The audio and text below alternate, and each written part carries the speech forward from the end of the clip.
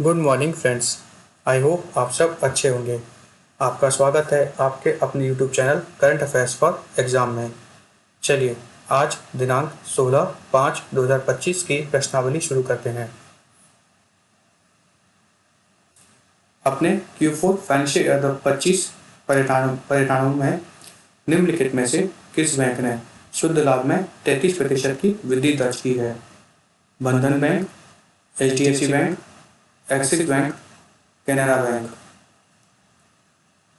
इसका सही जवाब है कैनरा बैंक।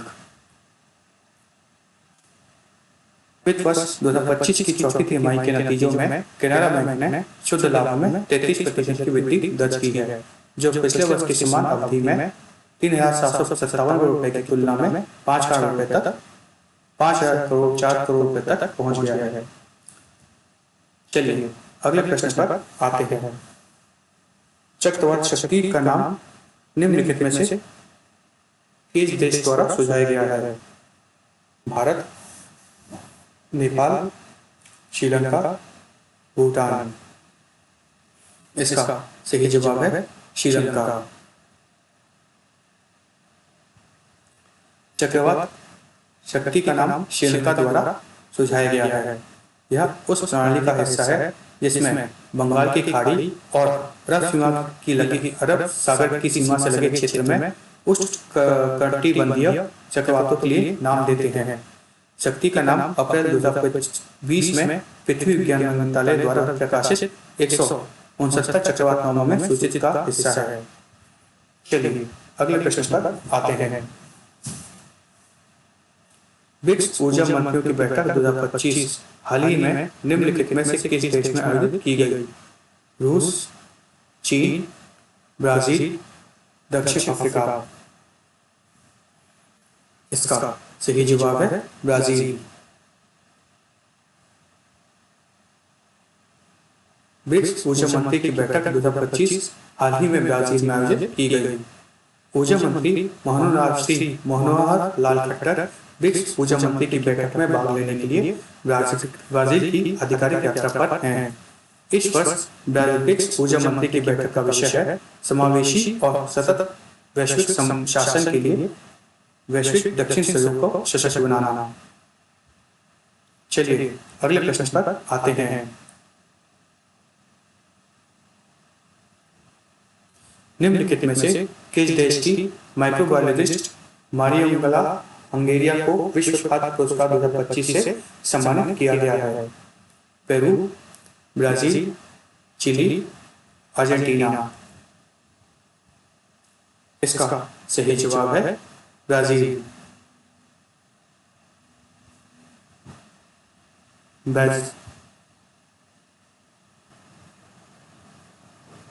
ब्राजील की माइक्रोबायोलॉजिस्ट मारियम हंगेरिया को जैविक नाइट्रोजन फिक्सेशन में उनकी अग्रणी कार्य और रासायनिक उर्वरक के उपयोग की कम करने के लिए माइक्रोबियल प्रौद्योगिकियों के विकास के लिए विश्व खाद्य पुरस्कार 2025 से सम्मानित किया गया है। चलिए अगले प्रश्न पर आते हैं।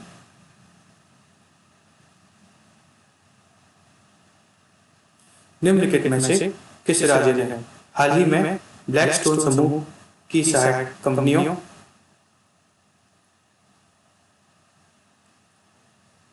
के साथ समझौते पर हस्ताक्षर किए हैं? महाराष्ट्र, असम, त्रिपुरा, गुजरात।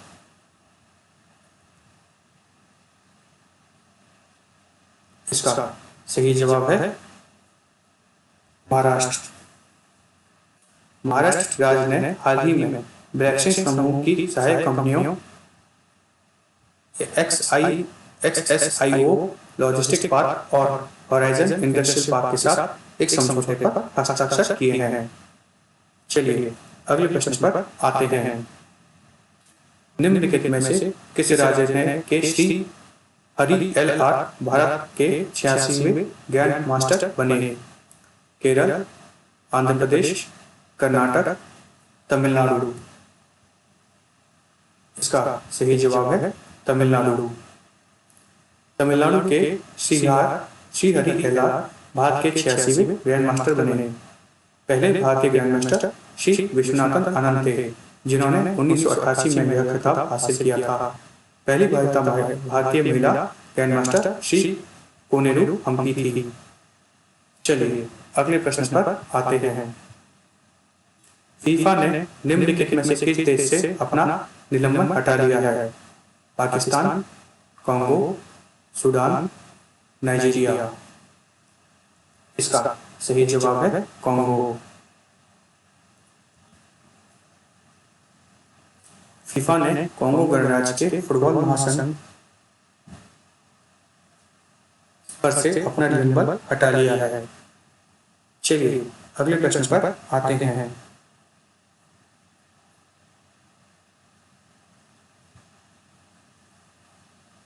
निम्नलिखित में से किस राज्य सरकार ने त्यासारा चूर संरक्षण रिजर्व को अधिसूचित किया है?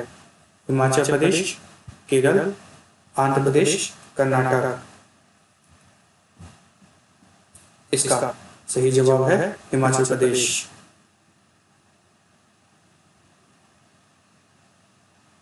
हिमाचल प्रदेश ने वन जीव अधिनियम 1972 के तहत त्यासरा चूर संरक्षण रिजर्व को अधिसूचित किया, जिससे यह भारत में इस तरह का सबसे बड़ा रिजर्व बन गया है।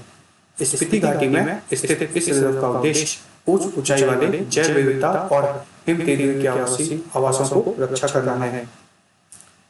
यह इसलिए महत्वपूर्ण है क्योंकि यह चरप नाला के जल संग्रहण क्षेत्र में स्थित है और वन जीव गलियारे के रूप में कार्य करता है। चलिए अगले प्रश्न पर आते हैं।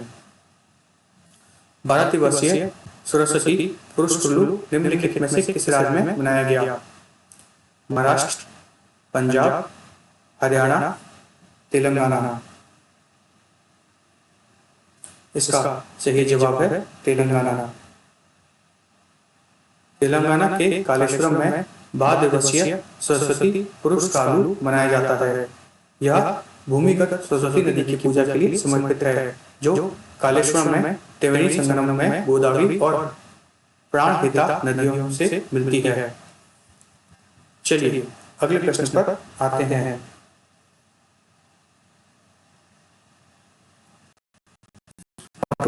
और हथियार प्रणाली परीक्षण केंद्र का हाल ही में निम्नलिखित में से किस स्थान पर उद्घाटन किया गया है? बेंगलुरु, हैदराबाद, पुणे, चेन्नई। इसका सही जवाब है चेन्नई। हाल ही में चेन्नई में ऑटोमेटिक और हथियार प्रणाली परीक्षण केंद्र का उद्घाटन किया गया है। केंद्र में 26 प्रकार के ट्रक हैं जो ट्रैक वाले बंद 72 बंद लड़ाकू वाहनों के संपूर्ण ऑटोमेटिक प्रदर्शन मापदंडों के परीक्षण में मदद करेंगे। चलिए अगले प्रश्न पर आते हैं।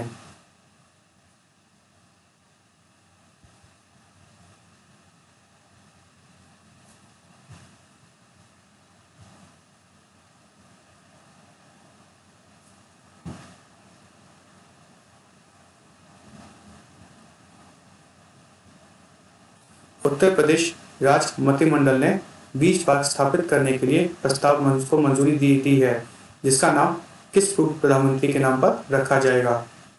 श्री जवाहरलाल नेहरू, श्री लाल बहादुर शास्त्री, श्री चरण सिंह, श्री इंदिरा गांधी। इसका सही जवाब है श्री चरण सिंह।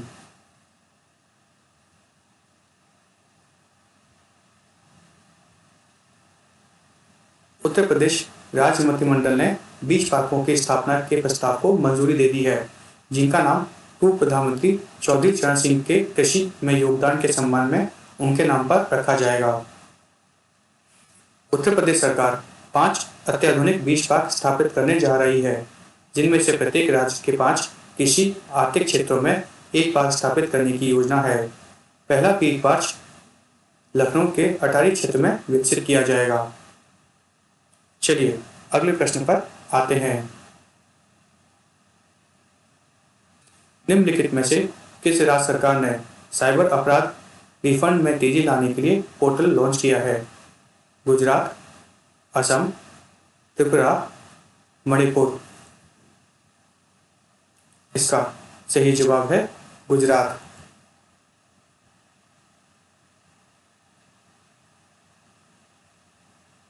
गुजरात सरकार ने राज्य गृह विभाग के 2 ऑनलाइन पोर्टल और एक मोबाइल एप्लीकेशन लॉन्च किया है। यह साइबर अपराध से जुड़े मामलों में रिफंड में तेजी लाने के लिए राज्यव्यापी साइबर अपराध रिफंड पोर्टल 13 तुझ को अर्पण लॉन्च किया है। इसके अलावा अनफ्रीज नामक एक एप्लीकेशन उन लोगों के लिए पेशकश की गई है जिनके बैंक खाते साइबर अपराधी के मामले में वित्तीय लेन देन के लिए उनकी जानकारी के बिना इस्तेमाल किए जाने के बाद फ्रीज कर दिए गए थे।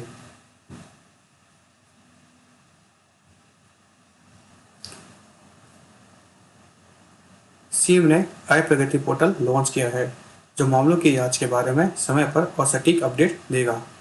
फ्रेंड्स, आज का सेशन यहीं समाप्त होता है। आपको हमारा सेशन कैसा लगा कमेंट करके बताइएगा तथा लाइक एवं सब्सक्राइब अवश्य कीजिएगा। धन्यवाद।